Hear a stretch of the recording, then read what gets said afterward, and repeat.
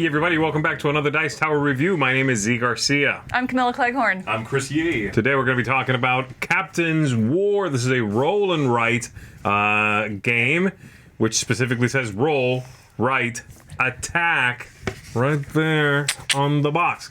And that's the main twist here, the fact that you are doing, you know, the general rolling, marking things off on tracks and whatnot, but then also choosing another player and attacking that player, and of course being attacked yourself with your pirates. So let me go ahead and show you how the game works. We'll come on back after that. We'll give you some thoughts. To set up the game, we are going to give each player one of these paper sheets, of which there's a whole pad here, and then we are going to make all of these dice over here available. I'm showing you the back of the rule book as a rules reference, so you see what's going on each round. So we begin with a few things already. We begin with 3 coins already circled here, and we begin with 3 pirates.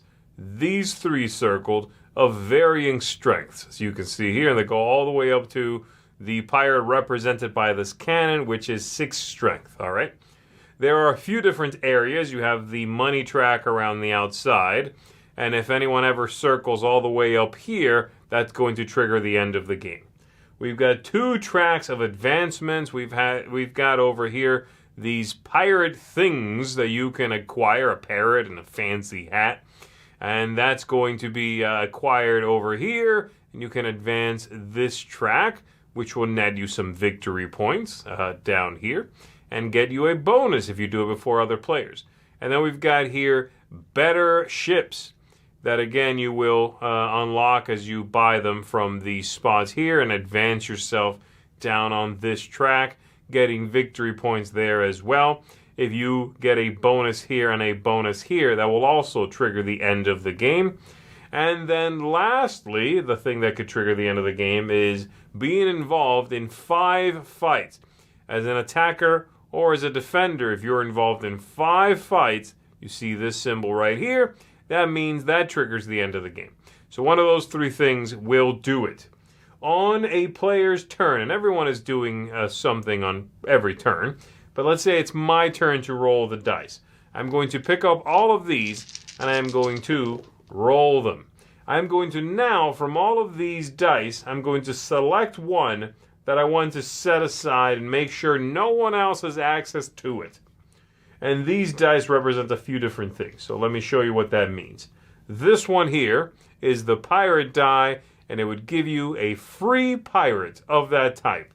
In this case, the weakest pirate. He is unarmed. It's just him with his fisticuffs. Not very good. I'll not be taking that. This is for gold, and it shows you 1 through 6 on the die, so 4 is not bad. Maybe I'll take that one and set it aside. And then this one here is for advancement on these 2 tracks. You have the one with the anchor and the one with the skull and crossbones there. So this would be 2 ticks up on this one. Perhaps I'll take that. These are for resources, which you can keep track of here in the chest. You've got these 2 which are set, the lumber and the barrel. This is wild. It can be whatever you want it to be. And there are some sides that will have doubles, so that will, of course, represent 2 of that thing. So let's say for this turn I choose to set aside this die. Now, all of the players are going to select 2 of these things. I am the only one who can select this one, though I don't have to. So let's say I want to take the money, and I will select 1, 2, 3, 4 of those. And let's say I want to take the advancement on the track, so this one. I'm not removing these options from the other players. Everyone can choose the same 2 dice from over here, or 1 die that is duplicated. I don't remove them from the pool. So 2 of those means I will fill in this one and fill in this one there. And that is step 1, the loot phase. Then we go on to the command phase. Before we go to that, though, let me point out a couple of things. You'll see on both of these tracks there are a few places that show a lock, and you cannot go past that spot until it's been unlocked by you purchasing the associated equipment. So this ship, once I've purchased it, and its cost is right here next to it, by the way, then I can go past that space. The same is true on this side. Once I've got myself a parrot, and here is its cost, then I can go past that space.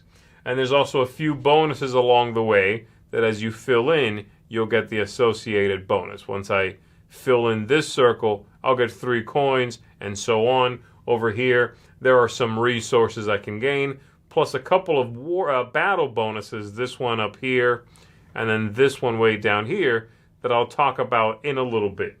So that is step 1, the loot phase. Then we go to the command phase. And during that phase, everybody can buy resources, they can carry out one acquisition, and they can recruit pirates. All right?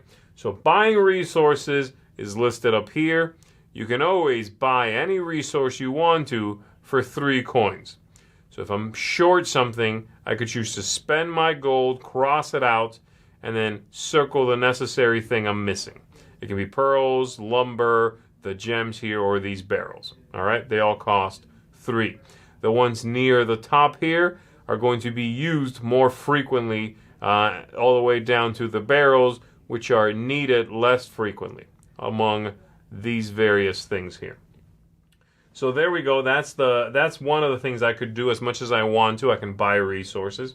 I can also recruit pirates. The cost of the pirates is here next to them, and I can spend as much gold as I want to hire as many pirates as I want. Let's say I could spend 3 coins and hire another one of these pirates represented by the saber there, circle that one. The other option I can only do once, and that is acquire one of these things, either one of the various items or one of my upgraded travel methods. And I just have to pay these things, all right? And then I would cross that in. It's going to give me a certain number of victory points, as you see on the black flag. Once everyone has done this, then we go to step 3, the boarding phase, in which the active player, or just the active player, can choose to attack an opponent. I'm going to move these out of the way so we can take a look at this part right here. So let's say I indeed choose to attack someone. I'm going to select a player, and then they will be the defender, I will be the attacker, and I'm going to select secretly by putting my hand up here, and they'll do the same thing, which pirates I am interested in committing to this fight. So I'll be the attacker for this one, and I am going to send, I have to send at least one pirate, I'm going to send that saber right there, okay? Before I do that, I should probably go ahead and actually do something with my step 2, though. So let's go ahead and buy ourselves another pirate, shall we? I'm going to go ahead and spend 4 coins, 1, 2, 3, 4, and hire another one of these pirates. There we go. And now I'll attack. I'm going to send one of those. It's a strength 3, so I'll put that right there. And I'm also going to send a strength 1. I can send up to 3 pirates. Now my opponent is doing the same thing on their side, and they're filling in their values right here. If we've unlocked either one of these bonuses on this track, as the attacker with this one, I would get a +1. And the defender with this one would get a +1. Right now, neither one of us has unlocked either one, so we're not going to worry about that. But once I do, I'll go ahead and circle this to remind me, hey, I have a +1 to every one of my attacks. Once we are both done, I'll reveal this by removing my hand. I'll say my value is 4, and we'll compare it to theirs. Let's say their value was 2. I win that, and I am going to then gain a reward from doing so. I have 2 options. This one lets me steal 5 coins from them, so they'll cross off 5 coins. I'll gain 5. If they have less than 5, I'll still gain 5, and they only lose as many as they can. And then this option here lets me cross off 2 of these spots, either on this track or on this track. Again, remembering I cannot go past a locked spot. I'll do one of those 2 if I win. If I lose and my opponent wins, they'll get the same benefit, one of these 2, and then that combat is done. And there's a little bit of upkeep in which my opponent, having just been attacked, will circle this anchor here so that they cannot be attacked again until it's my turn again, so a full go around the table, or they themselves choose to attack someone, in which case hostilities are back on, and they're back on the table as a possible target. So that's what this is for, a little reminder. And that's basically it. You are unlocking these things, getting victory points, opening up your path along the way, gaining more bonuses, getting better ships. Ultimately, if you're the one who fills this all in first, you'll get 12 points. Second place to do it, and so on. This one over here is going to give you victory points based on the last revealed number. So let's say I've purchased that, which of course I would have had to do with some lumber and a gem and a barrel, which I would have acquired and then crossed out. So let's say I've got that ship there. That lets me go past this spot. And let's say it looks like that. At the end of the game, I made it only up to that spot. Well, the next revealed number is a 5. So that means I'm getting 5 points here. Over here, I'm getting the total of everything I've purchased. So if I've purchased this one and this one, that's also just a total of 5. If I had also done this one, that would be 10, but, well, I didn't. So there we go, I've got that. And then if I'm the first one to do all 4 of these, you'll see an arrow here that says I get the 6 points there. Same thing on this side. If I get all 4, I'll get some points there. And the value of these is also added up in this black flag. All right. You've got here a total of your combat will denote if you get a bonus or not for being a coward. If you've only engaged in 1 or no fights at all, you'll lose 5 points. You were part of 2 fights, no points. You were part of 3 or more fights, all right, you get 7 points. You've also got then over here at the very end of the game, when the end game is triggered, you're going to add up the value of every one of your leftover pirates. And I should point out, having spent this pirate and this pirate, they are spent. So I do need to cross those pirates out. So does my opponent, by the way, the defender. If you use those pirates in combat, they're gone. Hard is the life of a pirate. And then at the end of the game, let's say I've got these pirates left to me, something like so. I would add up the values. 1, 2, 3, 4, 5, 6, 7, 8, 9, 10. I'll put that value right here. And we'll compare. Again, this is absolutely endgame scoring. The strength of leftover pirates, whoever's the highest, will get the highest of value here. Let's say my opponent, one had 12, I have 10, another one had 3. I'm second place. I'll get these 7 points right here. Add up all your black flags, add up these values here, write your final score in this spot, and let's say I ended up with a 37. I don't think that's very good, but that's what we'll go with. And at the end of the game, whoever has the highest total right here is going to be the winner. And you can also, just for fun, write down your pirate name and your ship's name. Go crazy.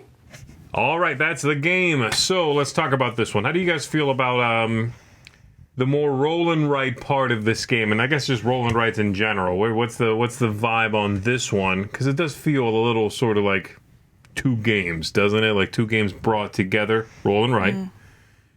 Attacking. A little flavor on that is the attacking part. A little sprig on the side, yeah. Yeah, it's like an extra thing to help it stand out. Whether it does that or not, we'll find out in a minute here. But what do you think of the rolling and writing part of it? No, I definitely agree that it has that kind of feel of the 2 almost. I know technically it's 3 phases, but it feels like roll and write, attack. And the roll and write specifically part, I thought it was fine. The roll and write part, I mean, I did like the mechanism. We have seen this before where you, as the active player, gets to remove a die that no one else has access to. We've seen it before, so it's not new. So that's just a mechanism that I do like. You know, do you choose something that only you have access to or take it away from somebody else so that they don't get up a higher track? You know, something like I found that interesting. But yeah, I mean, as far as the actual roll and write, I found it pretty standard. It's kind of, it almost feels more limited than a lot of other games. There's 2 tracks to move on. The red die is binary. It's the left track or the right track. But then, as limited as that feels, then the coins go from 1 to 6. Yeah. I'm very confused why you would ever take a 1 coin. And I'm even more confused why you would ever take the 1 value pirate.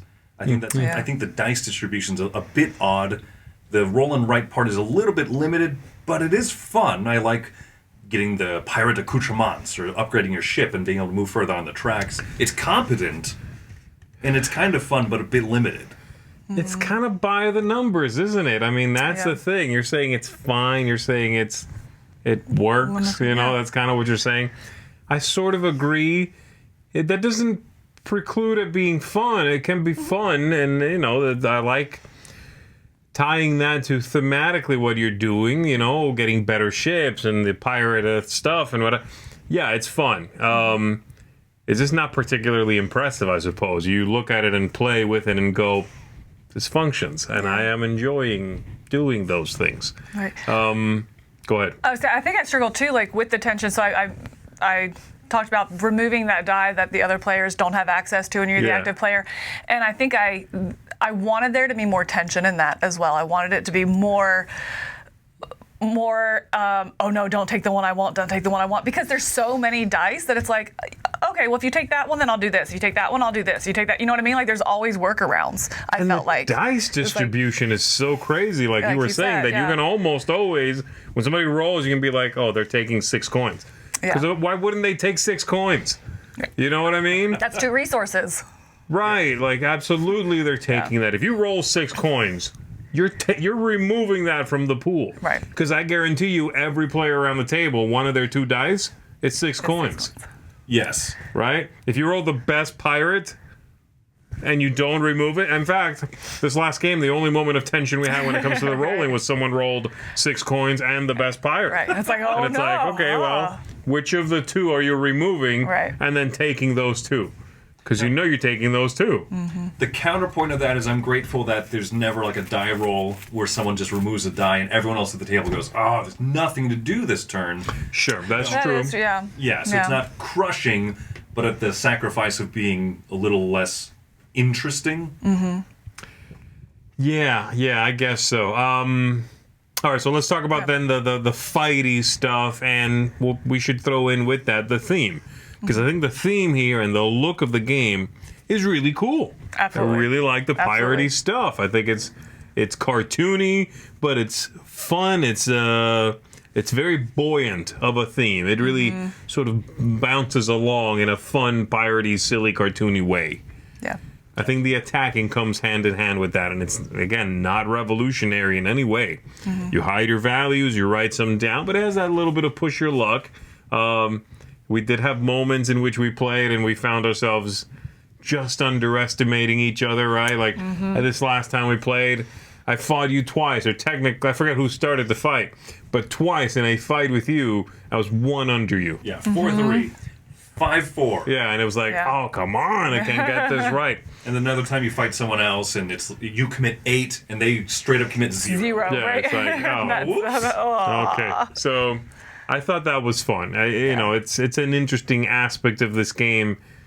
It's kind of the one aspect that makes it stand out, I think. Yeah, and I agree. I think that's the one aspect that it's something unique it brings, and it does have that little bit of tension for the 2 people involved, but nobody else really cares. And I think I found that part actually more limiting than I did the roll and write, because I found if you have been attacked, then that takes you off the table until that next person's turn, right? And so you spend your turn and you're like, okay, my main incentive to fight is to not have those negative points or possibly positive points because I attacked 3 times by the end of the game. You know, maybe I'll get 5 coins, maybe I'll get 2 on the track, but both of those are, if not, I'll get it from the dice. So I cared more about not getting the negative. That was my incentive to fight. But then when it's time to fight, it's like, oh, okay, well, I'm not. It's like, who is available to fight? Oh, only you? Okay, great. Then I guess I'm attacking you. And so that felt very limited. It kind of took me out of the theme. It was more just like, all right, who can I fight? Raise your hand if I can fight you. Great, I choose you because I haven't done it yet. Or you'll trigger endgame, so therefore I'll do you instead. Something like that, you know? And so I found it more limiting and more just, I liked the actual fight part, but my reason behind doing it was really disappointing. It was just to not have negative consequences at the end of the game. Yeah. It's mathematically the same as earning 5 points, but psychologically, it makes it. I don't want to lose 5 points. I'm gonna be an aggressor at some point. Right. You know, simply for that reason. I do think that, like you mentioned, theme-wise, all this fighting really is an auction. It's a simultaneous auction, but both people involved have to pay. It's not just the winner of it loses their things. Right.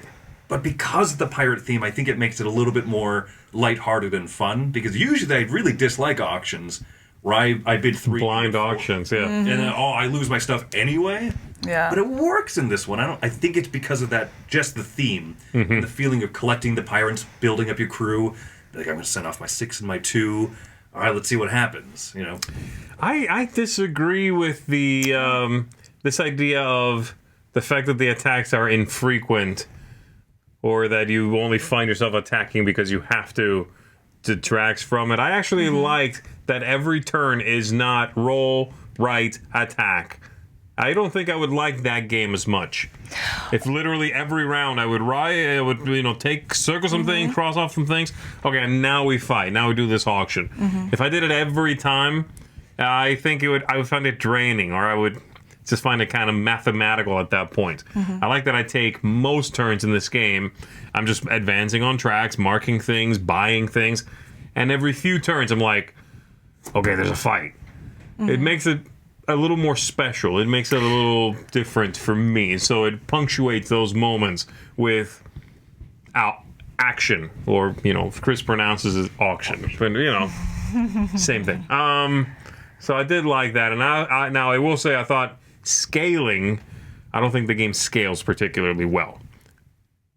But I think we had differing opinions on this. We had differing opinions, yeah. So to what you just said a second ago, it's not that I think it's the infrequency. I agree that I like the frequency that you have those breaks from fighting. Yeah. It's more the incentive behind why I fight. But anyway, right. but yeah, no, I struggled with player count on this, finding where I want to play it at. Because I felt like at lower player counts, you are fighting way too often. You never have a chance to build up from fighting. And the game's over so quickly. And so you're just kind of playing almost catch up the whole time, just trying to anything. Can I get what can I do? Because you're always being attacked, always having to do pirates. And so I struggled with that. I liked it at higher player counts, fixed that. But then at higher player counts, there's more of that whole just kind of sitting around. I felt like the game was a lot of more dead space time. And it was those two people attack each other. Right.